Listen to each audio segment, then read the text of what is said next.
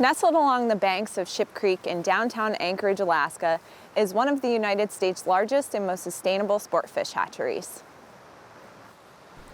Built in 2011, the William Jack Hernandez Sport Fish Hatchery raises over 4 million fish per year to be stocked into over 100 different waters in south central Alaska.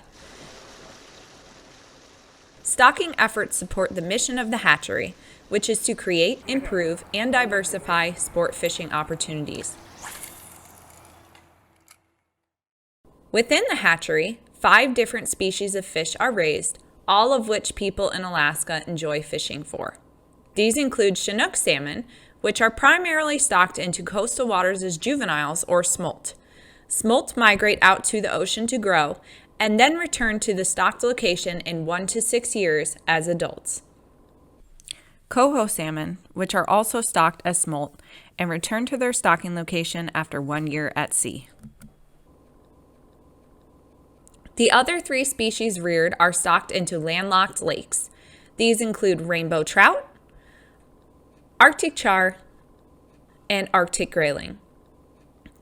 These fish are stocked as either fingerling, which are 2 to 5 inches, or catchables, which are 7 to 14 inches. To raise so many fish through multiple different life stages, the hatchery is divided into 6 distinct areas. The broodstock area, which houses adult rainbow trout and Arctic char, the incubation area, where all fertilized eggs develop, the startup rearing area, where all newly hatched fish begin to swim and feed, the catchable area, where fish move once they outgrow the small startup tanks, the Chinook smolt area, where over 2 million juvenile Chinook salmon grow, and finally, the coho smolt area, where nearly 1 million juvenile coho salmon grow.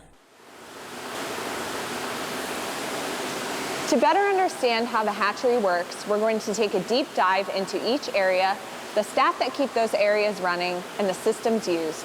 The first area we're going to start in is the broodstock area. We're standing in the rainbow room, and the rainbow room houses our captive broodstock for rainbow trout.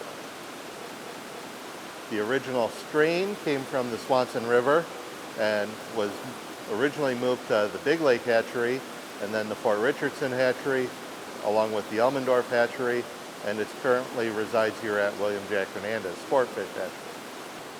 Having a captive broodstock of this size allows us to produce 2.4 million eggs per year that we would not be able to get from the wild to meet all the stocking requests throughout the state of Alaska. Here in the rainbow room, we have 5 tanks. This small tank holds 2,000 males, 6 months to a year. The next size up of males holds 1,500, 1 to 2-year-olds. And then we have our large grow-out tanks. One tank will hold 4,000 1 to 2-year-olds, and the other 2 tanks hold 1,500 2 to 3-year-olds. I'd like to take a moment to talk about how the tanks function.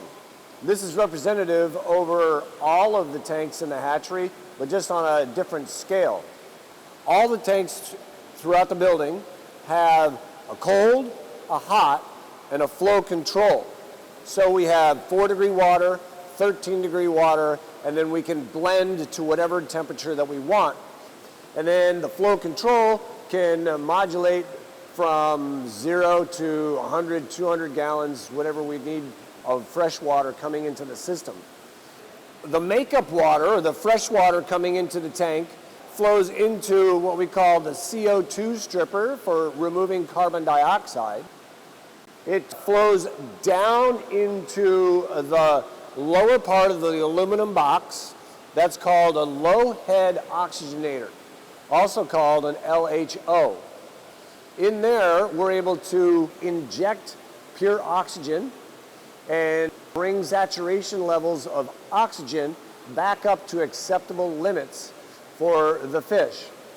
The water then flows into the green tank, and from the green tank, it flows down by gravity into the fish tank and then is brought back to the system with this pump and pumped up back into the gas transfer tower.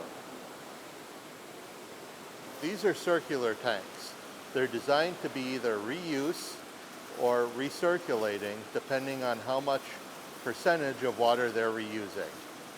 So this tank is a reuse system, and it's currently using about 75% of its water again.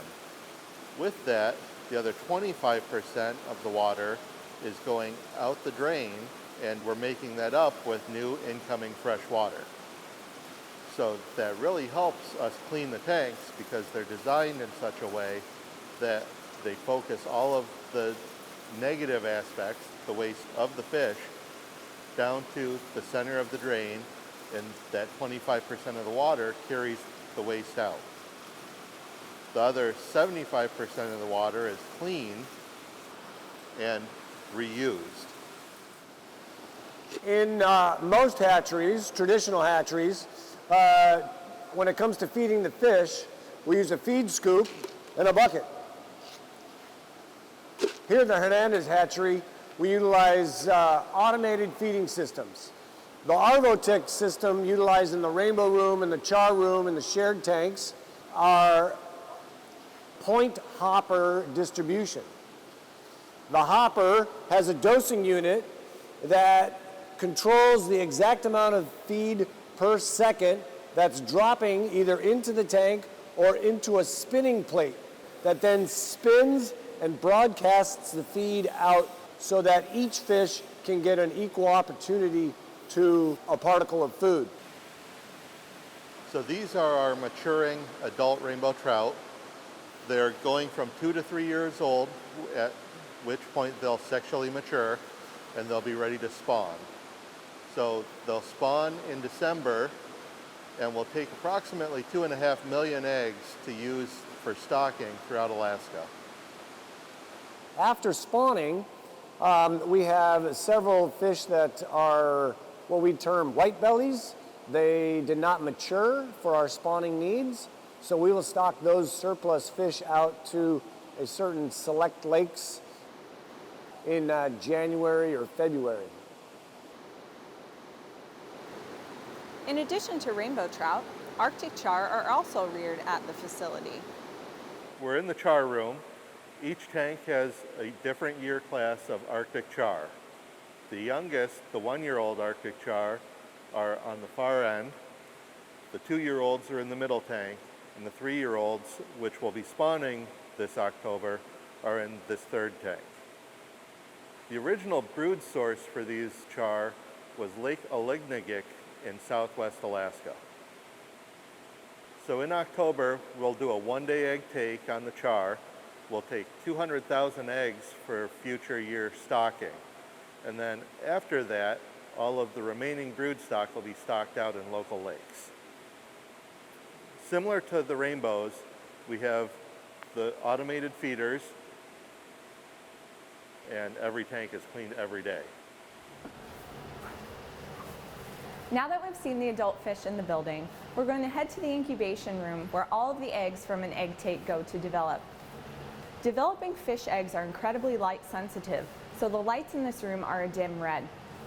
In order to get a better look at things, we're going to switch over to infrared and meet up with Tim and Scott in the incubation room. We're here in the incubation room. We have the capacity to hold several million eggs at any given time. Each species of fish that we raise here at the hatchery start their life stage here in the incubation room. Eggs are placed into trays, and trays are organized into a half stack.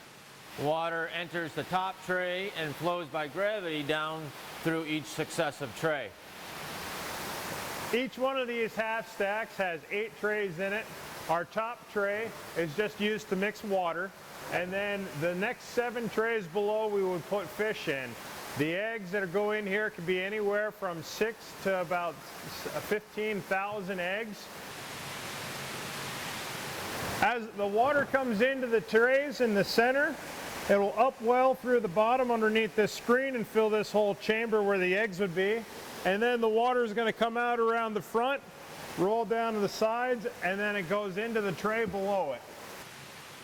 Every fish goes through several stages of development here in the incubation room. So they start off as green eggs. That refers to a newly fertilized egg. After several months, they develop and become an eyed egg, which you can actually see the developing eyes of the fish through the eggshell. They're very durable at that stage, and after that they hatch, and a newly hatched fish is called an alevin. It has a yolk sac attached to it that provides the nutrients for that developing fish to continue to develop and grow while still here in the incubation room. Over time, that yolk sac diminishes, and when it is fully absorbed and utilized, they are considered to be a fry at that stage of development, and that's when we need to take them out of the incubators and put them into the startup rearing tanks.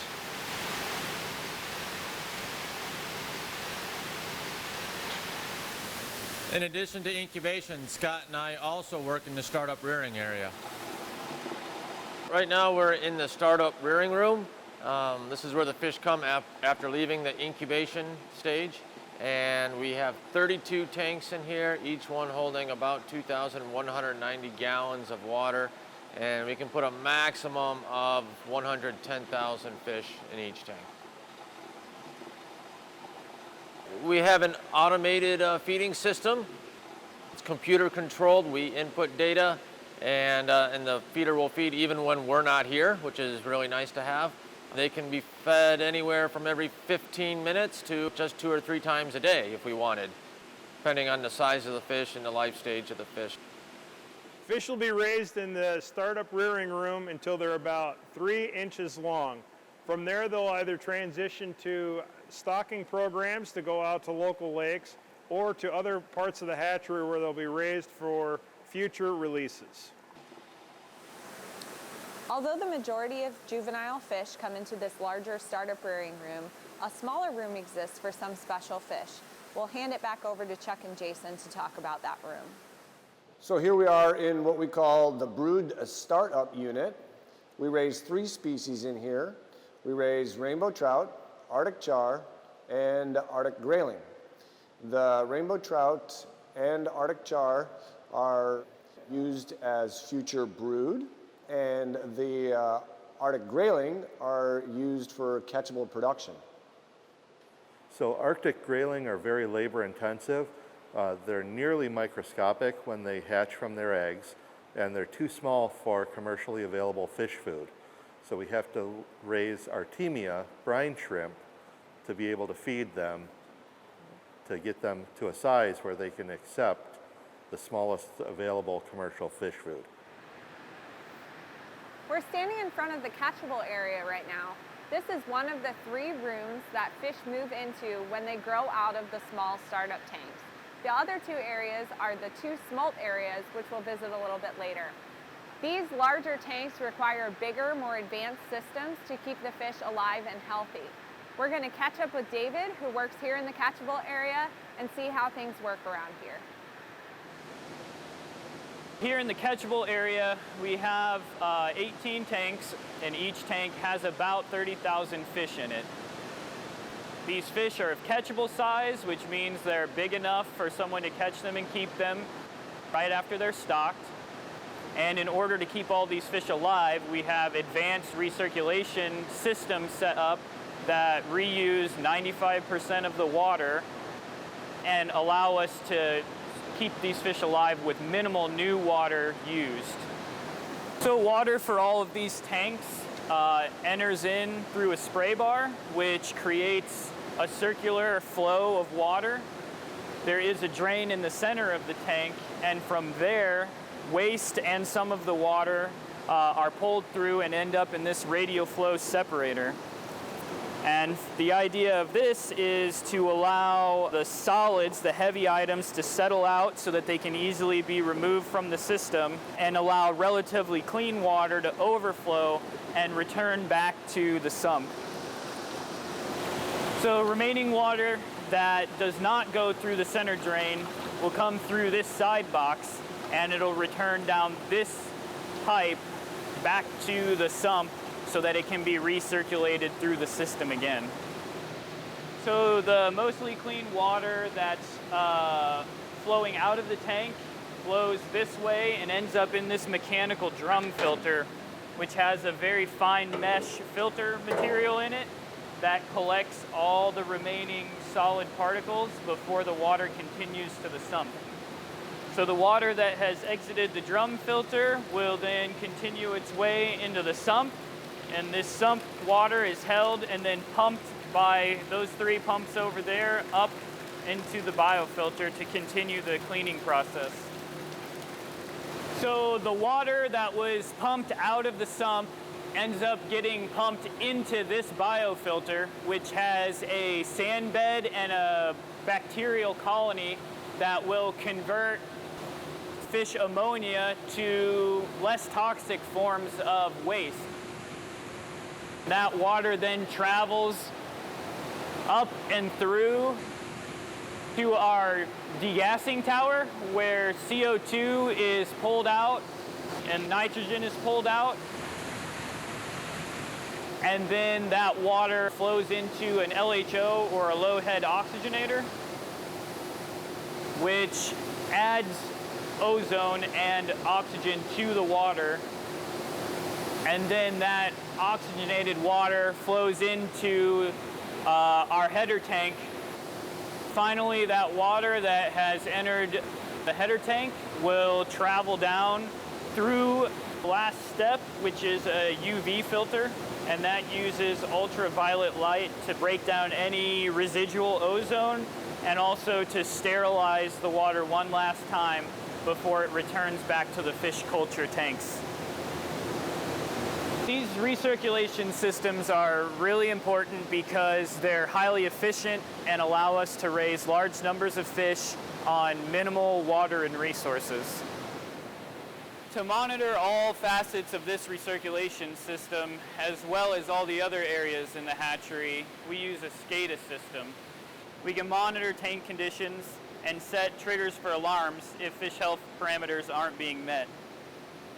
We will in turn be alerted by an audible alarm or our cell phones outside of regular business hours so that we can ensure the fish are healthy and the systems are running properly 24/7.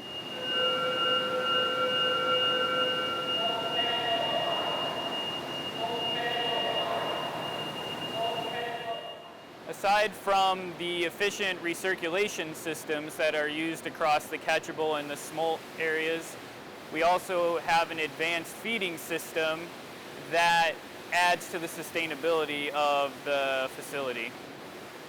As David mentioned, the feed system for the catchable and smolt areas is unique. We're going to meet up with Greg in the feed room to learn more about it. So here we are in the feed room of the hatchery, and this section supplies feed for both the smolt and the catchable side of the production floor. So each side of the blower feeder system consists of 4 silos here. Each silo will hold approximately 2,000 pounds of feed. So we can have different sizes of feed in each silo depending on which fish we're feeding in the tanks. The feed falls down in what's called a varidoser here, and this is what the computer tells the amount of feed to feed each tank. Once the feed passes through here, it goes out to an indexer, which has a large wheel on it that has an electronic chip that tells which tank that the feed goes to through the series of lines that come out of the end of the indexer box. And then that feed is delivered to each tank individually throughout the day, whether we're here or not.